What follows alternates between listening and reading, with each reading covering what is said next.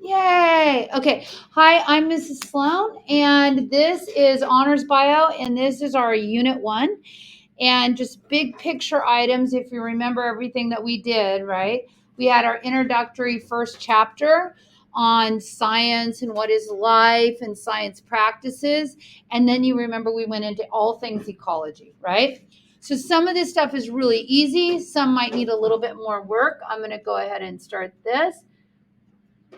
I think. Okay, and this brings us right into chapter 1. Take a look through that. Awareness Week continues. Please join us in G9 right now for a presentation by the Anti-Defamation League. Yay. Once again, head over to G9 right now for a presentation by the Anti-Defamation League for Awareness Week. Thank you. Sorry about that.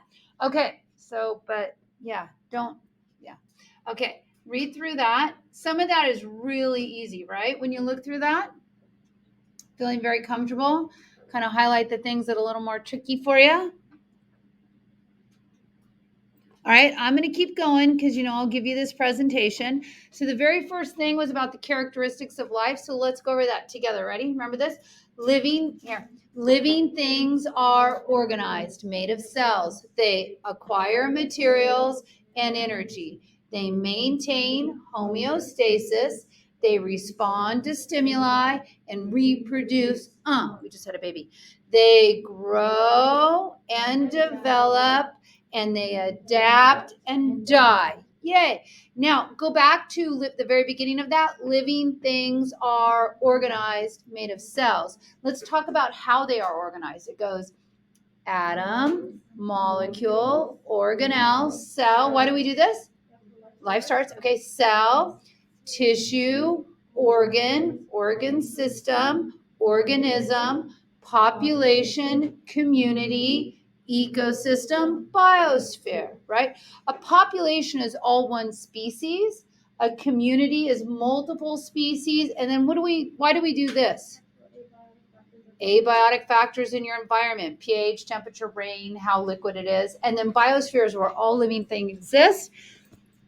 And that's right here, that organization. Okay, we good? That's the easiest part of this whole thing. All right, emergent properties. As we go from tissue to organ, an organ can do more than just a tissue, right? And that's what emergent properties. As we move from population to community, we acquire more attributes. That is the term emergent properties. All right. When we talk about adaptations, we could think of like birds, right? We're talking about it a lot with evolution and everything going on there, right? But remember how we talked about the horse, that when you look at the fossil record, that it looks like it got bigger and bigger and bigger, because that was an adaptation that was helpful. Having penguins that instead of would be flying, right? There wasn't a lot of food in the air. It was better if they went what? Swim, right? So those are adaptations. Natural selection, nature selects for what trait is the best, and that will survive and reproduce. Now, sometimes, right, there's other ways you can get some of these traits, and it can be just totally due to chance. So that is true, and we'll talk about the 5 factors of evolution, in fact, in class tomorrow. All right, so that's what natural selection and evolution is, just change over time. From that, life, we got then 3 different domains. Now, 2 of these domains have a lot in actually, we can keep talking, but what is the obvious connection between 2 of these domains?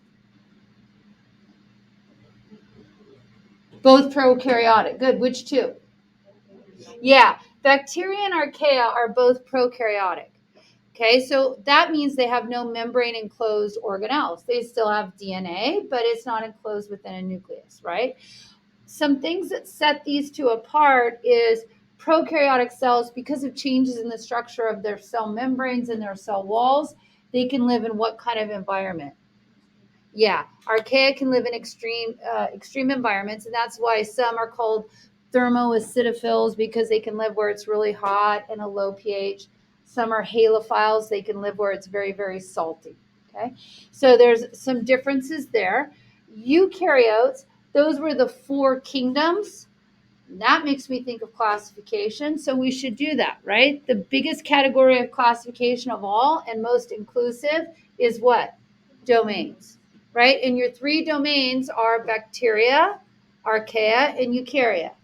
Within, it's like you can take all life and sort it into one of those 3 baskets. Now, if I just pick up one of those baskets, just one of those 3 baskets, I can organize that into kingdoms. If I pull out one of those kingdoms, right, I can organize that into phyla. So it's domain, kingdom, phylum, class, order, family, genus, species. Species is being most exclusive. Species is most exclusive. Who's most inclusive? Domains, because all life goes into one of those 3 baskets, right? And the way we remembered it was for domain, did King Philip come over for good soup? Sorry, it's blocked a little bit. Right there, for good soup. Oh, and it's right here. Sorry, my bad. Let's move me over there for a little bit. Watch, it'll be a poor decision. Okay, then we took maybe, baby. Sorry. Where is my mouse? Do you see my mouse anywhere? There it is. We took eukarya and we broke it down. Eventually, here we go. So we took all of eukaryotes, that's one of the 3 domains, and we broke it down into these 4 kingdoms, and then we kind of differentiated hallmark attributes of each. Okay. So let's start with us, Animalia. We are ingestive, like a mouth and indoor, heterotrophs, right? Because we don't make our own food. That one's easy. Okay. Fungi right here, they are also heterotrophs, even though they grow in the soil. A lot of times people want to say that they're autotrophs, but they're not. They are not ingestive heterotrophs. They are what? Absorptive heterotrophs. Plants, totally easy. Those are going to be what? Not heterotrophs, but autotrophs. And then protista have versions of all 3 in them. Okay, that's the easiest way. Now, fungi have cell walls, but it's made out of chitin. And you learned about that. That was a structural example of a polymer, right? Plants have cell walls, but they're made out of cellulose. You know that. You just forgot momentarily. Okay, so then we said, okay, that's a lot of baskets to organize, right? All those domains, kingdom, phyla, class. And how is that done? Scientific naming, you use the genus species name, right? So we are Homo sapiens. Okay. And in fact, we're a subspecies. We are Homo sapiens. Sapien is modern man. And then a cat, I probably gave you Felis domesticus. So that is the type of house cat most of us have. All right. So that's from Linnaeus. All right. Then so this is kind of all about biology. Bio means life. And then any OG on the end of it, that is talking about the study. So how do we study life? And that's when we talked about the scientific method. Of course, this is one that has a thing. Sorry. Da, da, da, da, da. So you have done this multiple times, right? No. Oh. You have done this multiple times when you've done all of your labs, right? When you look through the scientific method, you know about making observations, you know about hypotheses. Let's see if I can not screw it up this time. Making observations, formulating a question, writing a hypothesis. Do you remember your 2 types of hypotheses we talked about? Research and null, right? Research is if, then, because. And null hypothesis says there's no connection. It's all due to chance. We test the experiment with, and then data analysis. And then the last thing, we draw our conclusions. And in our conclusions, we've talked about this multiple times. We write a claim, we back it up with evidence, and then we give a reason, right? Okay, good. Then when we do our experiment, like in your enzyme lab with liver, right? We then had our variables.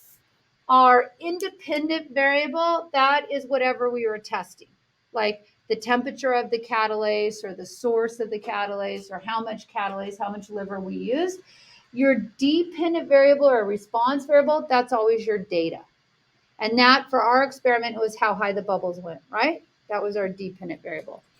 All right. And then your constants. This is what you keep the same. So we use the same amount of liver each time, the same amount of hydrogen peroxide. Sometimes they are referred to as a constant is referred to as a controlled variables. It's all the variables we are controlling, right? But when you think of a control in particular, that is your basis of comparison. Okay, when they just ask for that control.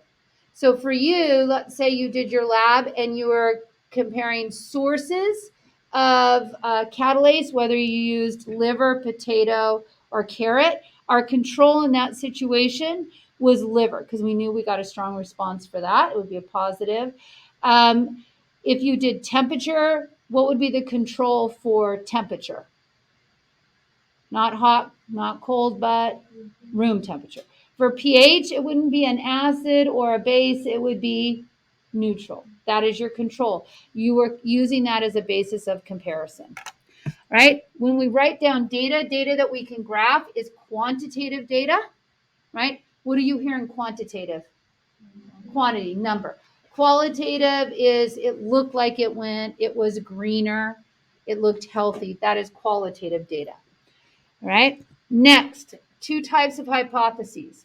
Each one is a research hypothesis, an if then because, and it's saying this would say if I got more sleep, then I would have better grades because my brain would be able to understand the information being taught to me better. If then because. A null hypothesis says there's no connection between sleep and grades. Okay? Two different ways to write it. Okay? No connection between sleep and grades. When you get your data from your experiment, if I say there is no connection between sleep and grades, I want to analyze the data because let's say some people get 8 hours and some people get 3 hours and some people get 10 hours of sleep, and I compare the grades that they get to know if it's significant or not. Or if you think about the roly-polies, did they prefer one environment over another environment? Remember, we wrote null hypothesis and said they won't like light any more than dark, or they won't like Cheetos any more than no Cheetos, right? So then that's when you do your chi-square and you take what I observed minus what I expected and I put it over what I expected. Okay. I take the difference, I square it, put over what I expected, and then I do that for each one. So for instance, if I had here, can I write? Maybe. If I had 16 roly-polies, it's not going to write because it's juggling too much. It's super slow. But you do this, okay? If I had 16 roly-polies and I was checking light and dark, and if I said my null hypothesis was that the amount of light you have has no impact on roly-poly behavior, and if I have 16 roly-polies, then at the conclusion of my experiment, what would I have expected? 8 on each side, right? But what if instead I get 15 roly-polies on one side and 1 roly-poly in the light? That's not what I expected, right? I said null hypothesis, there's no connection. I expected 8 and 8. So then you take the difference, what you observed, minus what you expected. Here, I need to give you another part to that. Sorry, we are recording. So if you step in front of my computer right here, it will record you on my YouTube. See what the answers are. Yeah, thank you. Mm-hmm. I would take what I observed. Oh, I had 15 roly-polies minus what I expected, 8. 15 minus 8, I would square it and put over what I expected, 8. And I would do your other one. I got 1, right? I observed 1 minus what I expected, 8, which would be minus 7, right? Square it, 49, put it over what I expected, 8. And I would add those numbers up. And that is your chi-square value. Do it for each one of your options that you have. Okay, then you needed to take it to the chi-square table, if you recall. And on your chi-square table, you have a reject zone. And do you remember your M&M lab from way back? Yes? Remember, and we predicted, like the M&M company said that it always does this many brown M&Ms and this many red or this many green, right? And then we actually opened up the bags and we counted up and we did the chi-square test and we're like, wait, most of us, it was way off, right? Our value was really big because with M&Ms, I can't remember, were there 5 different colors of M&Ms or 6? 5. Okay, so let's just say there are 5 colors of M&Ms. I don't remember. But let's say there's 5. If there's 5 colors of M&Ms, how many degrees of freedom do I have? 4. You always take away 1, right? Because you really don't have 5 choices, right? Because when it gets down to the last 2, you default, right? You don't have another option there. So you always take how many options you have. In this case, 5 different colors of M&Ms. I'm down to 4. Back to the behavior lab with the roly-polies. We had light and dark, so we had 2 options. So how many degrees of freedom would we have? 1. So if when we do our math and we do observed minus expected squared over expected and do that for each one of the colors or the 2 environments of the roly-poly lab, right here is my reject number. If it would only happen 5% of the time or less, that is not due to chance. Some other variables come into play. And what we learned with the M&M company is it depended on where they packaged them, because some of the companies did not pay any attention to how many colors. They just mixed them all up in there together. Okay, so that's important because your red line, like some of you drew, is right here. You can handle chance, but if it's overwhelmingly, if it's a great big number, and keep in mind, these numbers reflect a difference between what I predicted what would happen and what actually happened. And if I'm off by a lot, it probably wasn't due to chance. Probably sleep does impact your grades. Probably light does impact where roly-polies want to go. And probably then Mars company does lie about its numbers. All right. So then we go here, maybe. Sorry, here. And I gave you in this pear deck, I believe, boy, it's moving so slow, right here. I gave you some practice problems with coins so you could flip coins or whatever or use the data. Come on now. And you could practice that, okay? So that's in here for you as well. And here, I'm just going to move on now. Maybe, please no seizure. Okay, anyway, there are practice problems in there. Okay, I promise. There's one. Okay, now this brings us to chapter 33. So 33 and 34 were all your ecology chapters, and then chapter 32 was the behavior chapter. So we did 32, 33, 34, but we just happened to do 32 last, right? We did the behavior last. So look through some of the, just skim it real quick so you remember. Hopefully you've already kind of looked over unit 1. I don't think there was anything in here that was really that hard. It's just reminding yourself of what you know, right? So let me kind of go through a few of these real quick with you.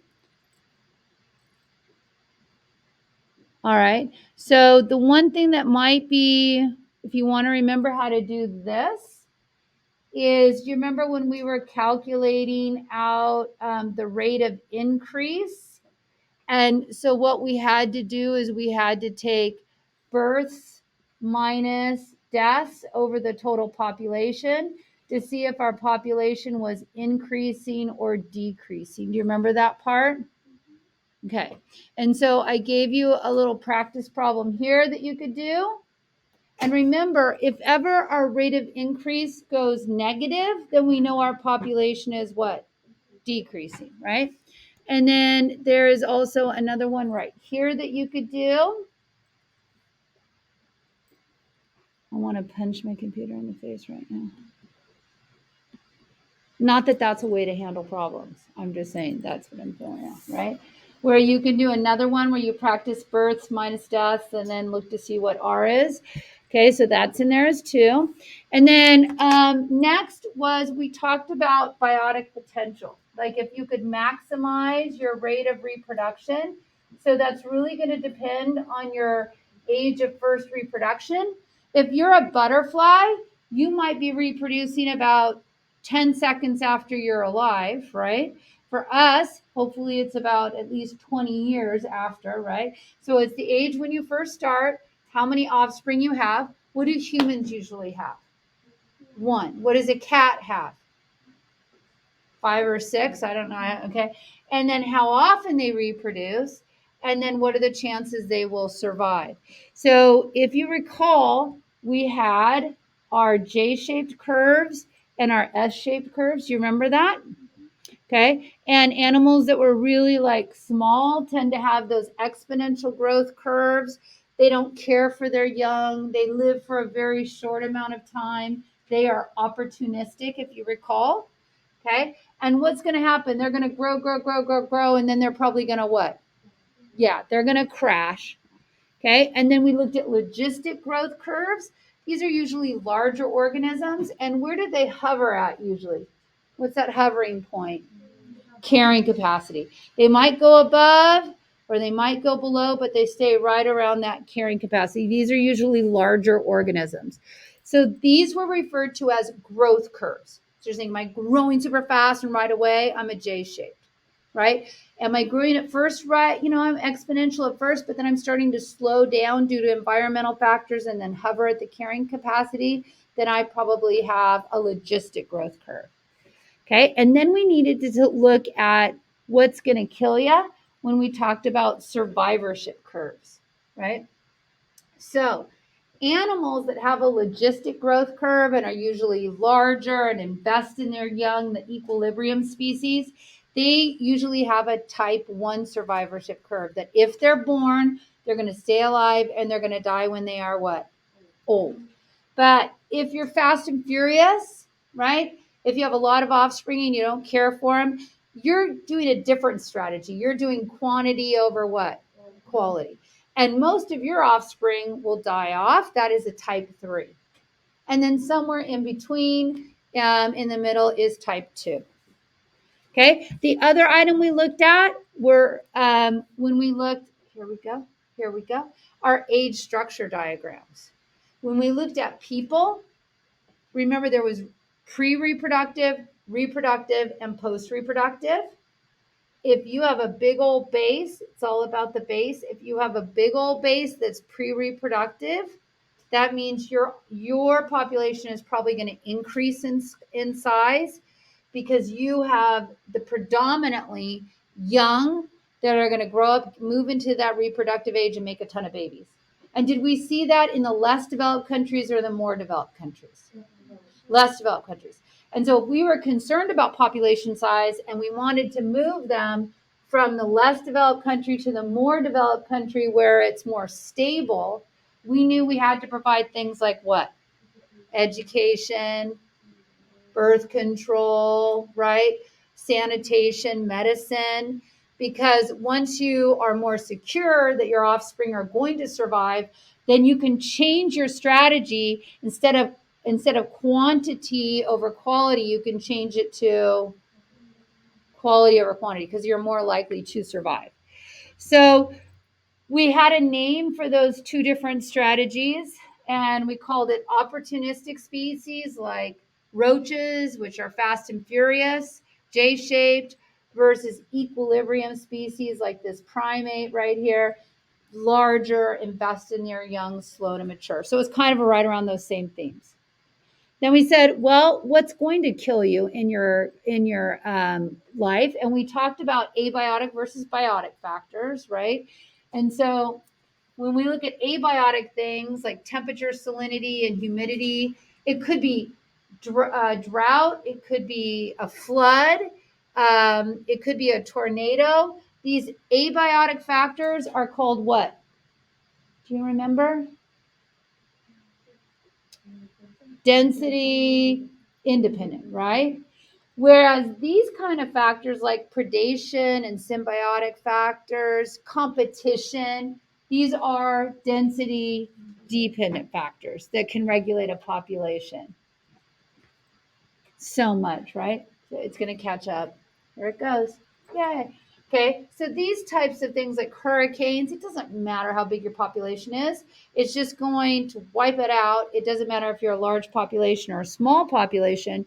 Whereas if you look at the density dependent variables, like competition, the higher the larger the size of your population, the more you're over your carrying capacity, the more competition it's going to be, and your numbers are going to come down.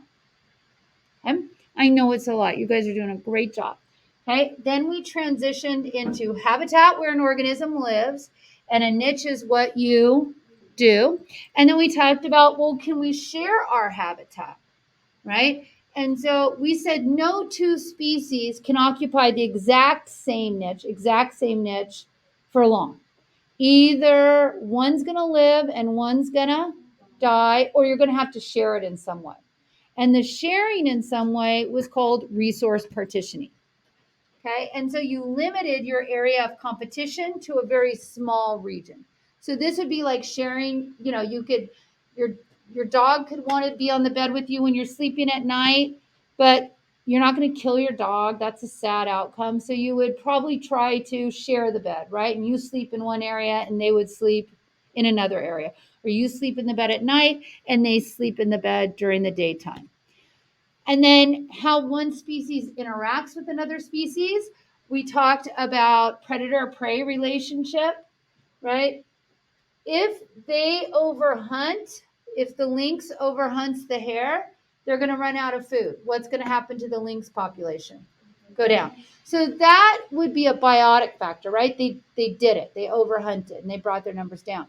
But you could also have abiotic factors like a drought, and that drought could wipe out all the food for the bunny. So the bunny's dying not as a factor of the lynx, but just because there is no food.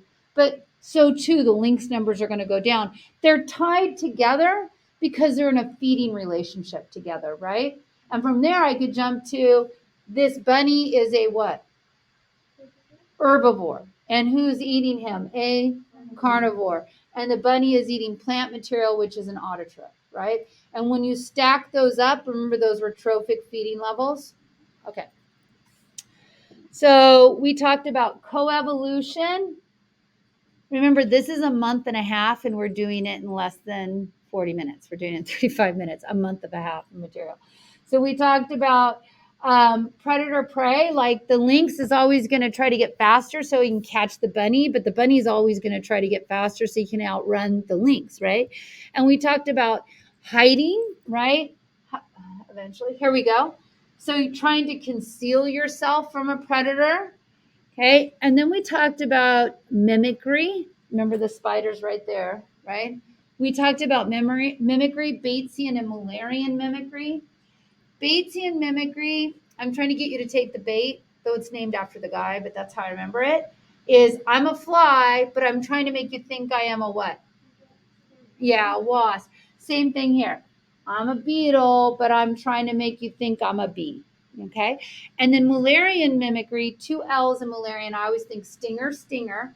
So wasps and bees and hornets are all black and yellow, which you learn faster. Avoid the black and yellow ones because they might hurt you. We talked about symbiotic relationships. So that might be how we interact. And I think those mutualism is good. Parasitism, good for one, bad for the other. And then commensalism, good for one, and I don't care. But in all of these scenarios, it's good for at least what? One. Yeah. And then we talked about how you can have change over time, like we're talking about evolution right now. So this is ecological succession, is when the earth is changing over time. And it could be because of the species that are on it. One species might be man, who sets a fire. Okay, we saw that here like multiple times. Some of you are out of your homes because of it.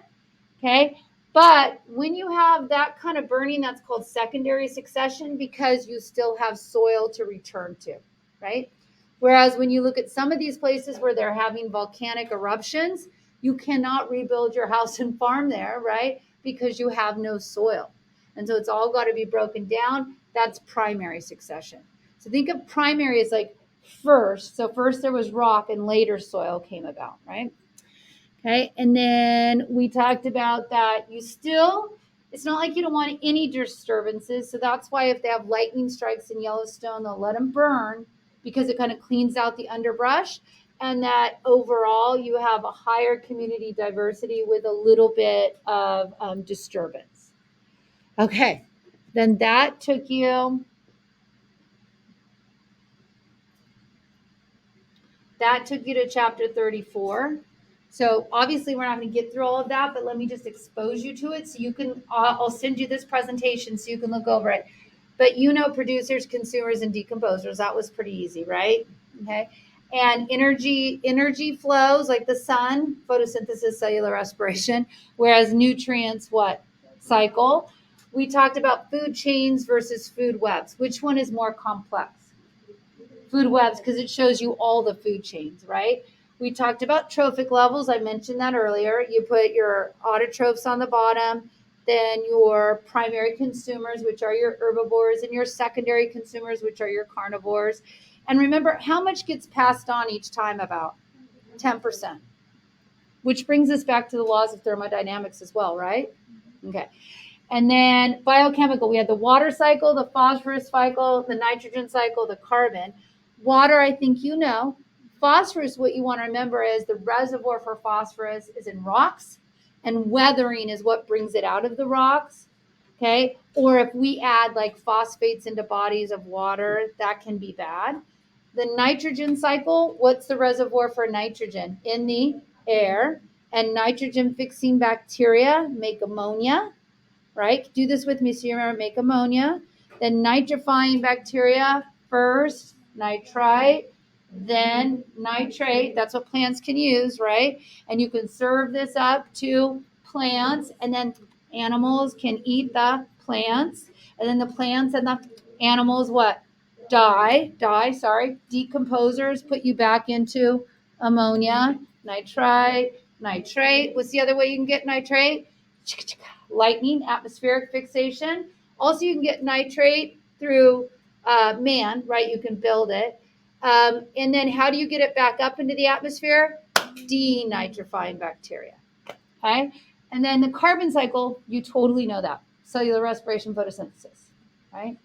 And plants are the only ones that are able to get carbon out of the atmosphere through the process of photosynthesis. But man and decomposers put CO2 in the atmosphere. Combustion puts it into the atmosphere. All right. Okay. That is all of this chapter, which I put a bunch of slides in here for you to use. Then the very last chapter, so those are all in there. So if you want to look them over. Then the last chapter in this ginormous unit was behavior. So we said nature versus nurture. Nature mean like you're born with it, like a spider knows how to make a web. And remember how we looked at like twins and how they like liked the same kind of food and married somebody very similar. Whereas nurture, it's in your environment, and it's anything where you learn over time. Like you learn who your mother is, so you follow your mother. Remember imprinting? Okay. So imprinting is a good example of that. Associative learning, this is still nurture, right? We talked about classical conditioning like Pavlov's dogs. Remember, he would ring a bell before he served them food. So as soon as they heard the bell, they started salivating because they knew it was dinner time. Versus operant conditioning, that was Skinner's rats. That's reward and punishment. So if the rat did the right thing, it got a reward. But if it did the wrong thing, it got a shock. Either way, those are ways to learn. Mating behavior, female choice. Do you remember on female choice, we talked about good gene hypothesis, where if they're big and strong, you're going to go after them. And that would be like somebody who had what? Money.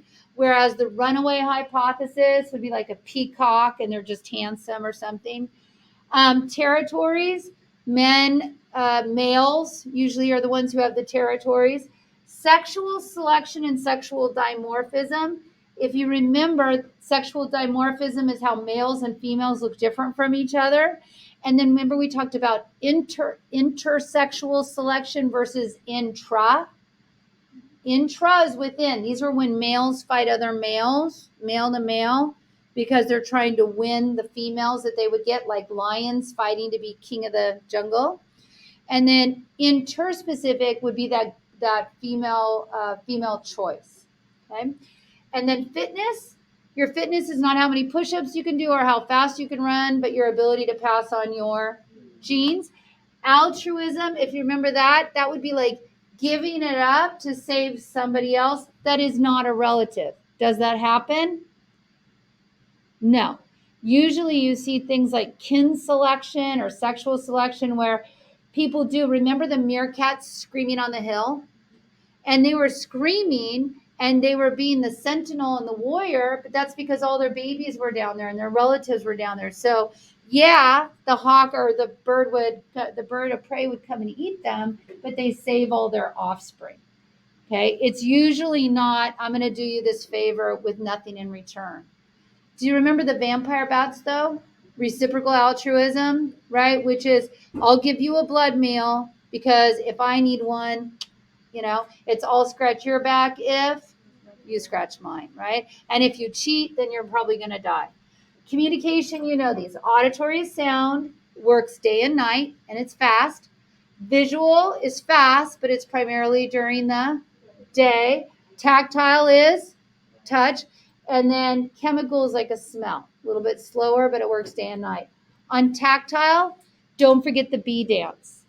Remember that? The bee would waggle, waggle, waggle, come around, waggle, waggle, waggle, come around. And what we learned is if it waggles straight up the hive, that means fly right to the sun. And any angle not straight up is the direction from the sun. Would the waggle dance change in the morning and in the late afternoon for the same food? Yes, because what has changed in the sky? The sun. And the waggles meant do you remember? How far to fly. Oh my gosh, we did almost 2 months. Okay, good job. Everything's in this presentation. Okay, so review that. Any questions you have? Yes. Yeah, from the first unit one, so there was the question, all of that stuff, and then there was scientific practices. I don't remember what those are. I can't read that from here. So here, let me just stop this real quick. Okay.